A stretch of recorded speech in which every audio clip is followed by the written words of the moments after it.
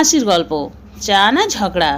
একটা ছোট্ট বাড়ি, যেখানে চা বানানোর আগেই ঝগড়া ফুটে ওঠে, আর ঝগড়ার মাঝেই লুকিয়ে থাকে মায়া, ভালোবাসা আর হাসি।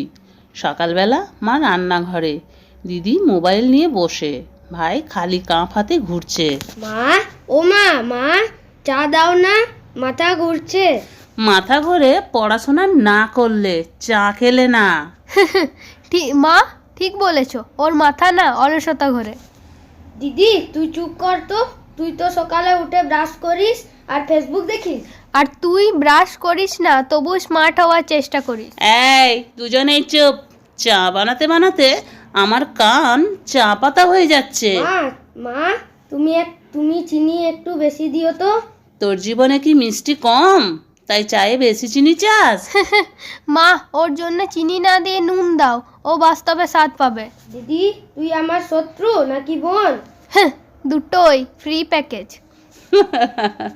এর জন্যই তোরা আমার মাথার চুল পাকিয়ে দিচ্ছিস। মা তাহলে আজ চা পাকা নাকি ঝগড়া পাকা?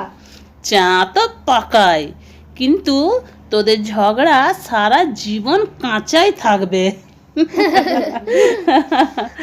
এই হলো আমাদের ঘরের দৈনন্দিন খুনসুটি, যেখানে ঝগড়ার মাঝেও লুকিয়ে থাকে ভালোবাসা।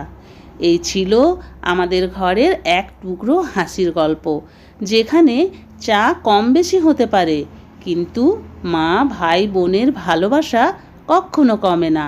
আপনাদের বাড়িতেও যদি এমন খুনসুটি থাকে, তাহলে লাইক দিন, শেয়ার করুন, আর গল্পবন্ধন চ্যানেলটাকে সাবস্ক্রাইব করতে ভুলবেন না।